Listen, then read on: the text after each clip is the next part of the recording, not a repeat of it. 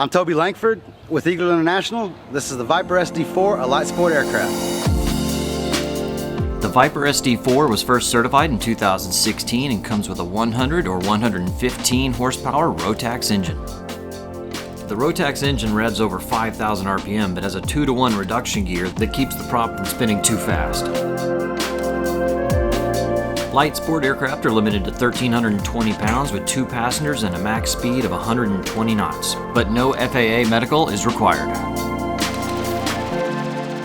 Pricing on this aircraft starts at around $100,000. In this video, we're going to learn more about the airplane and then take it up in the air.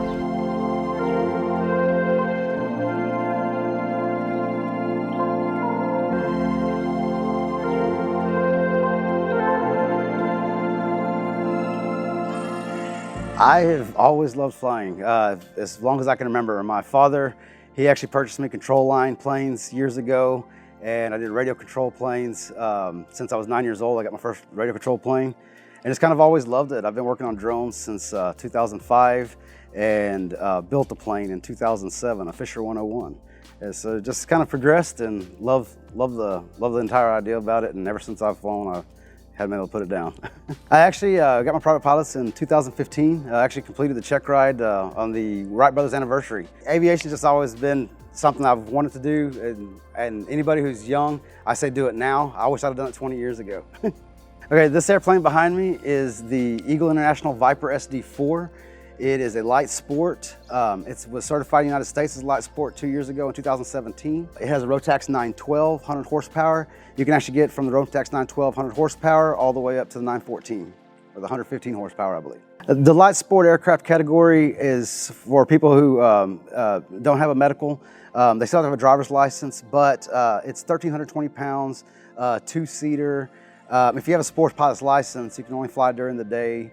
With the private pilots, you can fly at night as well if it's equipped for nighttime flying. The light sport category, as opposed to the certified class of aircraft or experimental that are not light sport, you have limitations as far as the weight. The gross weight's 1,320 pounds. That's pilot, fuel, and plane and everything. 120 knot cruise, and various other limitations. It's all on the FAA website. This aircraft, it can cruise maximum at 111 knots. It'll cruise a maximum of 120 knots, but the maneuvering speed's 111 knots. It uses 4.5 gallons an hour.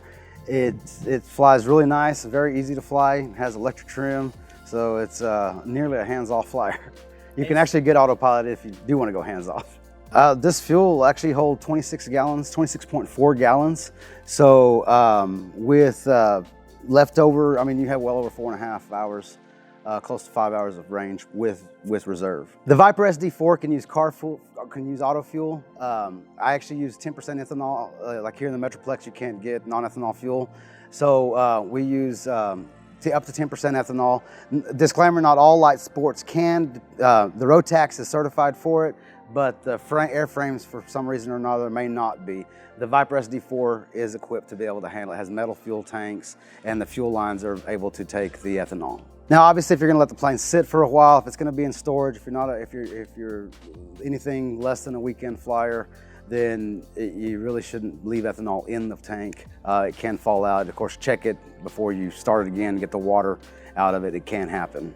Condensation can happen with ethanol. The Viper SD-4 is equipped with the latest in avionics. This particular model is equipped with the Dynon D100, but now the newer models come with the HDX, I believe, the Dynon HDX, the 7 and 10-inch screens. You can get all the way up to the Garmin G3X in this.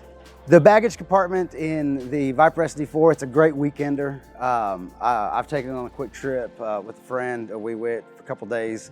It holds 33 pounds of luggage, so a couple of bags, weekend bags, and it's a great weekender for that. It's not really going to be your long-term, long-distance cruiser, but I mean, I fly 3 hours regularly from Amarillo to Dallas in this plane. I personally became involved with Eagle Aircraft because I actually met them at Oshkosh in 2018. I was looking for another plane to represent, and the quality of this plane really made me happy. It's all metal construction. It's good sturdy metal. It's a good gauge of metal, where some other home-built kits and things might have a thinner gauge aluminum sheet metal. This plane was originally certified about 13 years ago in the Czech Republic in Europe. It actually is a certified plane in Europe, not just a light sport type aircraft in Europe. It's made to tow gliders. The original owner, the original builder and designer of the plane, he has a history in aviation, but his company was actually trailer manufacturing. And so he built this plane for himself, liked it a lot, liked the design, and so he actually started marketing design. And we brought it over in 2016 and certified it in 2017 here in the United States in the light sport category. And so now we're just trying to introduce it to the United States market and talk about that. It's just a really great quality plane. A lot of your original sport aircraft light sport aircraft come from the Czech Republic. And so it really has a long history of quality and safety reliability. It's eagleaircrafts.com, and you'll be able to look at the aircraft. We are updating the website, but it has lots of great information, lots of great pictures, and if you need any more questions, you can contact us through there. I like working on these things, and so we started Emerald Aviation, and so we actually are certified to work on these planes here in Texas. But other light sport as well, and Rotax. Amarillo Aviation. Amarillo. We are maintenance, so we're brokerage, avionics. We're kind of just all purpose. But we are mobile. Great. All right. Anything else you want to add? Let's fly. All right, let's do it.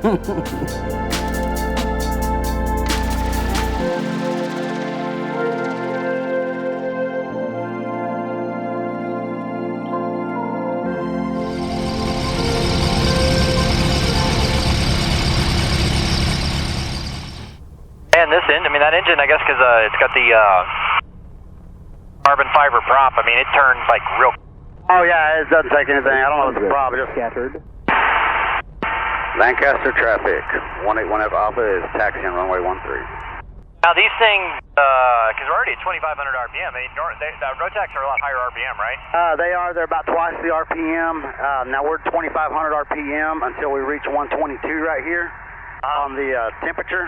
On the oil temperature there. As soon as it reaches 122, we'll actually pull it back down to 2,000.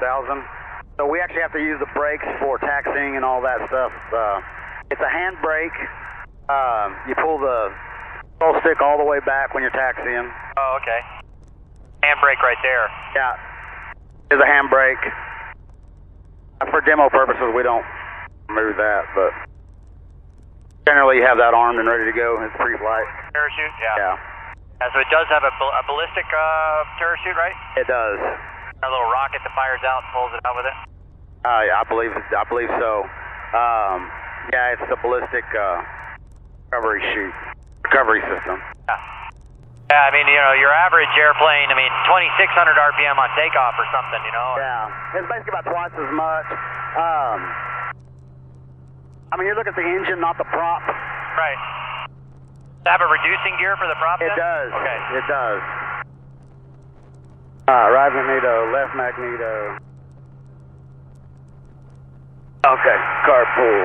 And so for the viewers, the reason you need a reduction gear for the prop is because if the prop was spinning at 4,000 RPM, those wingtips, the tips of it would be extreme. Oh, that'd be supersonic. Yeah, absolutely. Yeah.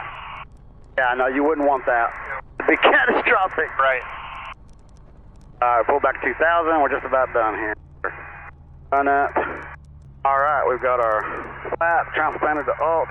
We're ready to go. You ready to go? I'm ready to go. Yeah, but you're ready to get the hell out of it. I'm down here. Oh, yeah. Lancaster traffic.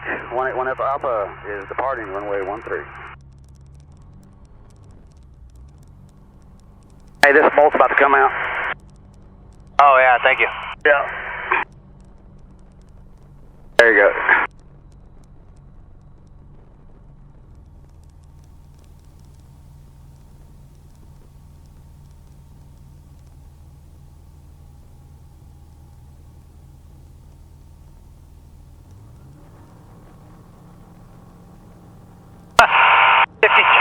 RPM, man. That's crazy. Can't even see. Sorry. Yeah, that didn't take much runway. No.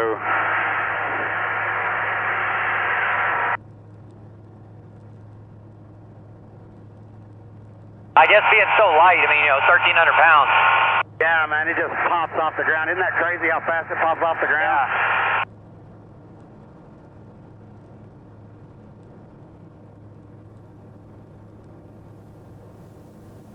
So with this, you know, with the engine RPM, I mean, what do you normally cruise at on the engine RPM? Okay. We usually cut back to about 4,800, 4,500. Wow. Between 45 and 5,500 is the cruise. So what's the overall time on these engines if they're running that high RPM that much? 2,000 TBO. Really? Yes. It's just a different sound. I mean, I'm not used to hearing you know, RPMs like that, you know? I Yeah. mean, it feels good, but it's just a different sound. I mean, Rotax has been making these engines a long time. I mean, yes, they have been around a long time. We're at 700 feet a minute at 77 miles an hour, 77 knots. Yeah. Climb. We could do 65 knots climb. Is actually our climb, and we'd be probably close to 1,000 feet a minute. Yeah. It's kind of a warm day, too. Yeah. No, it's doing awesome. Lancaster traffic, 181 Echo Alpha. We are clearing the pattern to the south. We're going to go over here to Lake Annis. Okay. Go around it and then come back. That'd be fine. I mean, we're doing 87 knots on the ground. We're doing 90 knots in cruise right now. Right. I mean, it'd be pretty inexpensive, you know, little $100 hamburger getter, you know, and all that. Well, that cuts the price in half. Yeah. I mean, really, but... 4.5 gallons an hour, you're still doing 90 to 105 knots. Well, there's so many other ways that it saves you money. $3 to $4 spark plugs as opposed to $30 spark plugs. Right. 100 hour in between oil changes if you're using unleaded fuel, as opposed to if you're using Oh, really? So the door? up to 30% avgas, it's a 50-hour oil change. Okay. Oh, I never thought about that. So it's 50. There's a reason they want a 50-hour oil change is because of all the lead in the fuel. Yeah, you actually every 200 hours you actually have to take the sump and drain it and complete it, get all the lead out of it and everything. I mean, it's not that big a deal, but that's part of a 200-hour inspection. Right.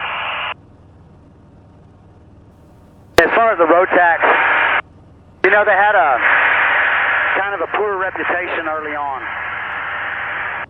But you think about who was running them, it was just home builders and experimental pilots and that type of thing. And you didn't have actual aviation mechanics working on them on a regular basis and that type of thing.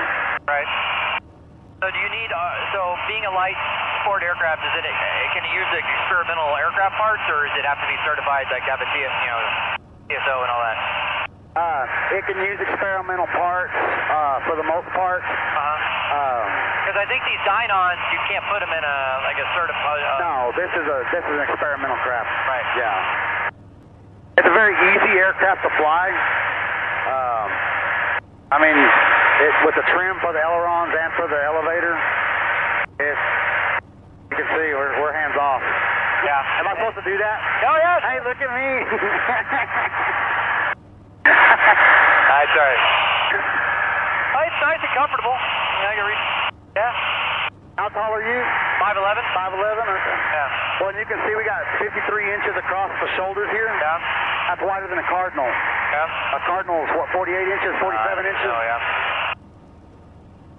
So we got plenty of shoulder room. I mean, it's a great, comfortable plane. Now, do you have a mixture? Is that integrated or what? So these actually are water and air cooled, but they also have a motor control computer like your car. Okay. So that's all automatic. Yeah, see, it's even simpler to fly. Well, it makes sense. I mean, having a mixture control, okay, it's great and all. You can control it how you want it, but I mean, every car has an automatic, fuel control. I mean, just put it in an airplane; it'd be so much more efficient. Yeah, it automatically adjusts all that to give you the peak efficiency of wherever you're at. I've flown it at 10.5. It has a ceiling of 15,500.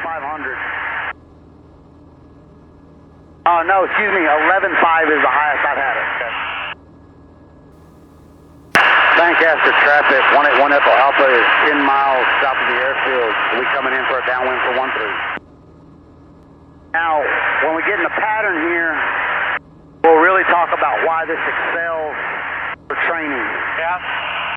You just can be able to slow everything down so much that it really gives your students time to do everything they need to do, think about everything they need to do, and it's really hard to get behind the airplane. Patron 100 inbound, full stop Lancaster. What's the landing speed on this? I don't drop below 65 coming in on a final approach, but really you're looking at stall speeds down around 41 knots, and that's at 2 flaps. Yeah. We don't even use 3 flaps except for extraordinarily short fields and that kind of thing. Clear of the active, Lancaster. Lancaster traffic, we're 3 miles south of the airport, 181 Alpha, Lancaster traffic. Lancaster traffic 181 Alpha is in the left crosswind for 13. Lancaster traffic 181 Alpha is entering left downwind 13.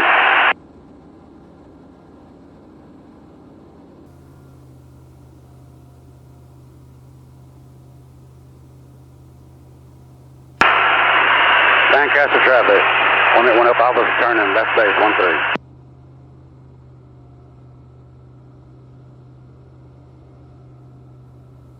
So weird having that high RPM. Oh, I know, isn't it? You gotta think though, I mean, we're actually down below 2,000 on the prop, so Yeah. we're where we're supposed to be now. 181 Alpha turning left base, left final 13. Does it have a prop RPM on here? No, it doesn't. I believe it's a 2-to-1 reduction. Okay.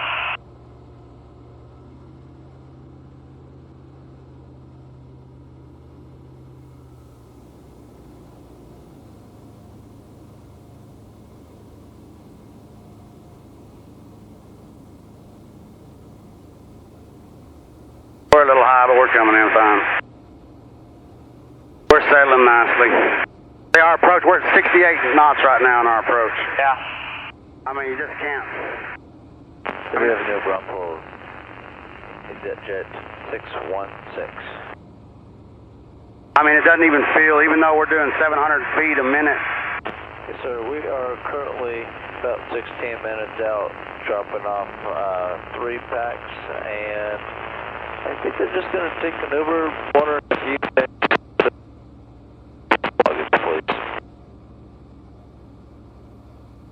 Excellent, and we're at Citation XL. We'll advise any other services after they're gone. Thanks.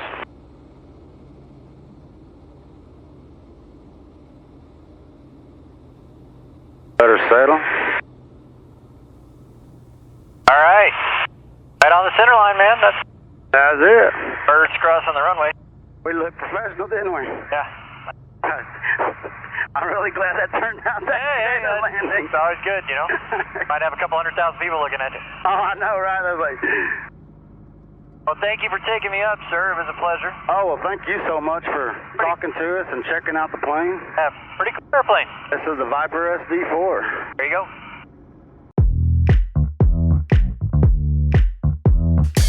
And Toby, thank you, sir. Thank you. Appreciate it. Really cool. It's first time flying in a light sport, so. We appreciate it. It's a fun aircraft to fly. Yeah, definitely. So there's a link popping up there if you'd like to get one to Eagle International. So. We'll certainly get that to you. All right, thank you. Thank you. Well, thanks again for watching another episode of Flying Doodles. Really fun. It was my first time getting to fly in a light sport aircraft. Pretty cool machine, so wouldn't mind having one myself. Anyway, please click the like button and subscribe if you're really enjoying it. It's flyingdoodles.com. I'm sorry, it's patreon.com/flyingdoodles. That's how we kind of fund this whole thing, so thank you guys. And let's go fly sometime. There's a link popping up here where I'm gonna be soon. Let's go fly. Let's just email me and we'll do it.